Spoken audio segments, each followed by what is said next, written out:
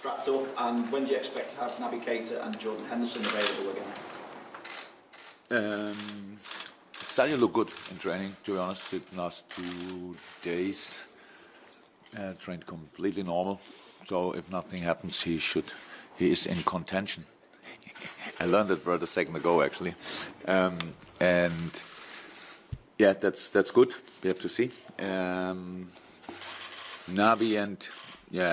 Naby will not be available, and Hendo not as well. So Naby's in a good way already again. It's that he's outside running and all that stuff. So we have to see.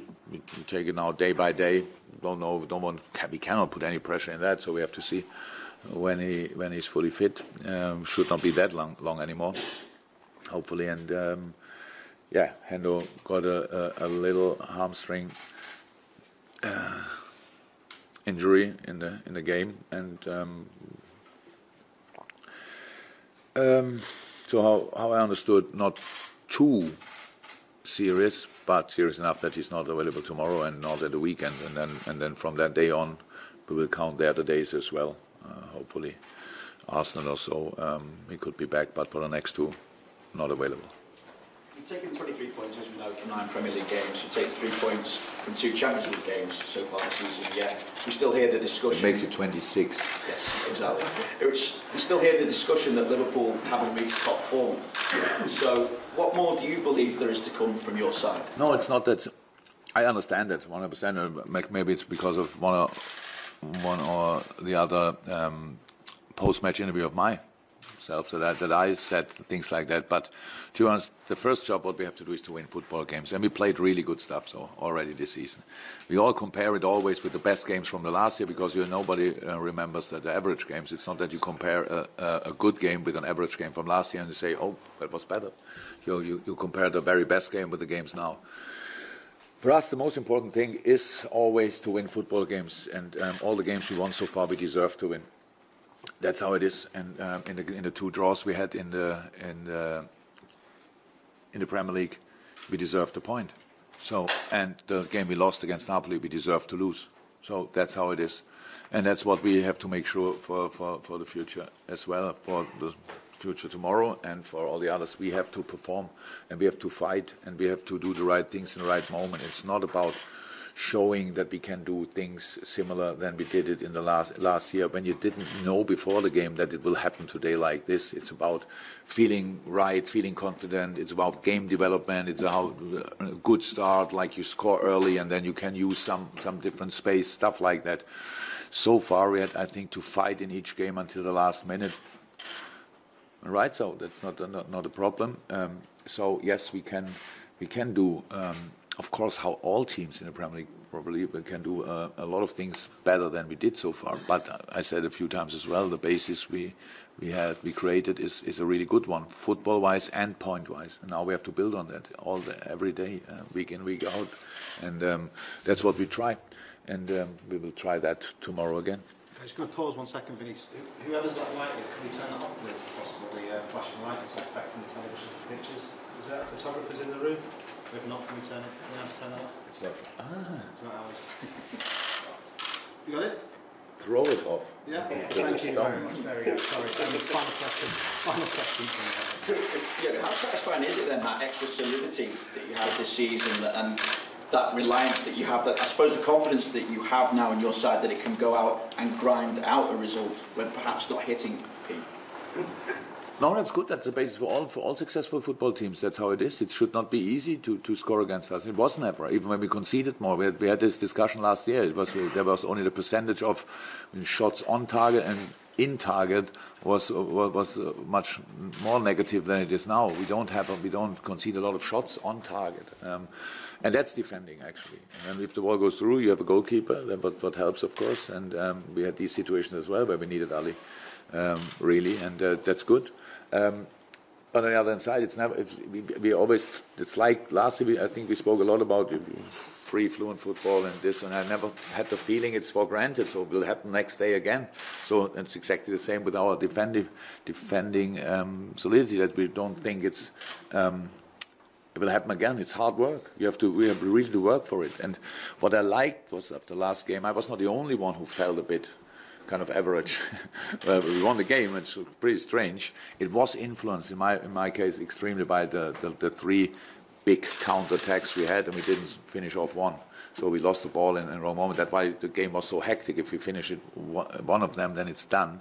But we didn't do, and then they had this half chance. That's why I felt not really good after the game. But for the boys as well, they want to do differently. They want to be more in charge in a game like this. That it's difficult to play against a team like Huddersfield that well organized, and so that will be tomorrow difficult, really difficult. And there's another quality in Huddersfield. Belgrade is the team of Serbia. So very experienced, good footballing, used to dominant football in Serbia, and made life really complicated for Naples and for PSG, even if the result against PSG doesn't sound like that. So. And that's it, that you are really ready for these problems. And so that they have the ball, defend with whatever you have, we have the ball, attack with whatever we have, and protect for the moment when we lose the ball. So these are if you want, the three big jobs to do. And so far, so good, not more. But if it would be easy to get 23 points after 9 match days, then a lot more teams are in the Premier League, nearly 5 teams have a similar situation, 4 I think, where they won game after game after game. So that shows the quality of these teams. But they all had to fight really hard. So of course yesterday night the game against Leicester, 3-1. The last 20-30 minutes, Arsenal was completely in charge of that game. But before that, it was an open game. So that's how it is. So for us, that means for us, make yourself ready for all the challenges ahead, and face them, sort them, and win the football games. Andy? You've got a great defensive record in the Premier League, Jurgen, but you've conceded 13 in the last 8 European games. Is it a concern for you? Really? So I didn't know, so it cannot be a concern. Obviously. Oh yes, so we conceded a lot against City, a lot against Rome. That's already pretty much, and then Naples won. That's it. Before that, as in this competition, as long as you go through, and in the final we conceded as well goals. That's it. As long as you go through, that's okay. But it's not about. It's not the difference is not in the. These games were really special. The Rome game was special. The Man City game was special, and we don't have to talk about the final. If the opponents score goals like they did in the final with the bicycle kick and stuff like that, then it's quite difficult. No, we can work on that, how we worked on all of that, but not especially for the Champions League, for that competition. It's not about the competition, that was about the specific character of these games. And actually, apart from the goals in the final, I don't want to miss one of these goals we scored or conceded, because it made these at least 4 games pretty spectacular, and that's part of the game as well. So that's all okay. But of course, we don't want to concede goals, how you can imagine, and against being completely keeping a clean sheet against PSG would be a proper challenge for all football teams in the world. So I don't care about these 2 goals. That's it. No, it's a general thing, not a Champions League thing. Do you feel that you clearly feel that you can go on to another level, and the fans really enjoy seeing that free-flowing football that they saw last season? Is it pleasing when you do feel you can go to another level and it's only October? First of all, we have to prove that. We know it, we feel it, probably everybody knows it, but then we have to show it that that's how it is. I cannot sit here and say like this and it will click. So yes, it's not. I don't have the feeling of being pleased or whatever. It's really that I think so far so good, nothing else. So imagine we had a normal start in the season with 18 points. Then you are already 5 behind, and it would be still a good start. But so we have now 23 points, and you're only 2 ahead and level with another team and stuff like that. So it's just difficult. So we don't have to look on the table. We don't have to look at anything. We have to look on the next opponent, and the next opponent in this case now is Belgrade. That's why we only actually should talk about them, and not about the Premier League. And then after that, we can talk about the Premier League again. But that's just yeah, it looks like it will be a very interesting season, and that's good news, I would say, for all the supporters. So let's see, and that we can stay in that race, and that would be really cool. And then we'll see what happens. I'm going to go around the room if you want to catch me. If you've got a question to ask, I'll go to the Phil. I'll come to you. So, Phil from the Press Association, do you have anything there? David, anything from you? I'll tell you what, we'll go to our visitors if you've got a question for Megan or a couple. Sorry. Hi. You said that Reds are complicated life for Napoli and PSG. How to PSG they take 6 goals. What is the way that Reds are complicate the life to rivals? Oh, it's not too difficult. It's in football possible. Everybody knows it. That it's to defend compact helps a lot. For Belgrade, for sure, the challenge is a little bit that they are that dominating side in Serbia. So winning 80-90% of their games, pretty much. And Champions League is then different because they play against other top teams in Europe, and that makes it different. But I really think they did well. They did well against Napoli. They had to defend. Yes, Napoli had more shots on target, everything more, but they did well. And against Paris, if they open the box of Pandora, then it's open. So then it's if Neymar starts scoring from, I don't know, 35 yards free kicks and stuff like that, then it's nobody can defend that. So it's all about, I know that they are able to defend and that they are able to create as well. The strengths have different possibilities to line up, different strikers to line up, tall, quick, good footballers, good headers. Fullbacks are really laggy, they're really on their bikes, quick, very offensive orientated, so clear structure and all that stuff. So that's what they can do offensively and defensively. Serbian teams are always good organized. So they're always like this. They know to defend. They are not bothered to be a bit more aggressive and stuff like that. That's how it is. And so we need to be ready for a really hard fight. We need to fight for each little square meter of space or whatever with all we have, and for that we need our crowd. So that's very, very important. We learned last year, not only, but we learned last year especially that atmosphere can make the difference, and that's what we have to make sure again. And so it's a hard group, really hard group for all teams, and we have to make sure that we make the next step against really a good side. A really good side. And I saw the game against Salzburg when they qualified, and I saw how they celebrated that. Yes, it was maybe after the score line of 2-0, it was a bit of a surprise, but it looked like Salzburg were through, and then they fought back, and they used their chances immediately, had 5-10 fantastic minutes, and changed the whole game. And when you saw them celebrating, then you know they will fight with all they have for getting points or even winning at Anfield. That's it. One more. Do you remember the last generation of Red Star players in the Champions Cup?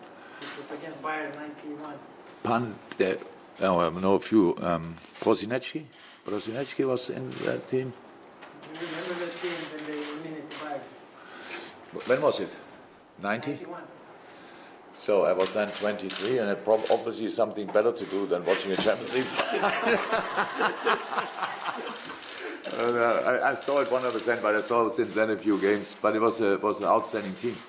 Yeah, and it was a good team.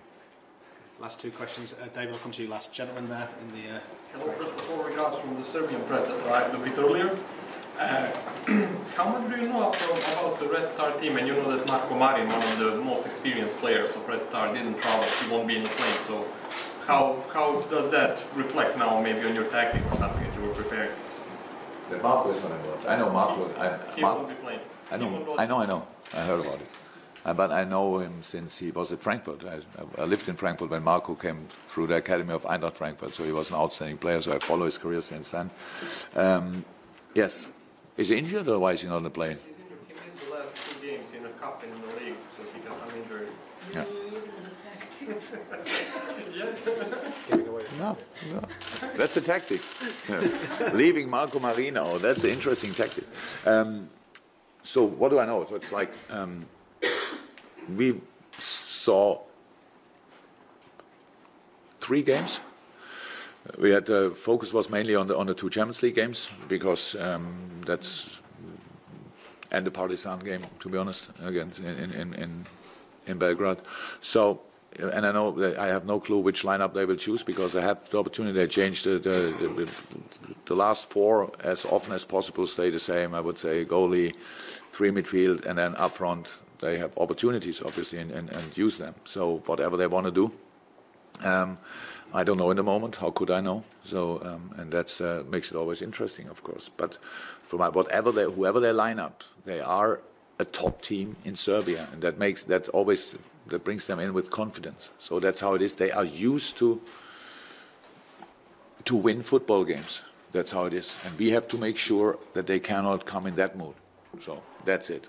But on the other hand side, and that's why I say it was quite impressive against Paris and Napoli, how they defended them, because that's pretty rare for a usually very dominating team that you can then switch like this and defend like that. And they did it. And then it's a bit more about counterattacks and stuff like that, but they were ready for that. You can see that they lived their big dream, that they really want to do. I don't know, when was it last time that Belgrade was in the Champions League? I think the last one was in 91st, actually. Really?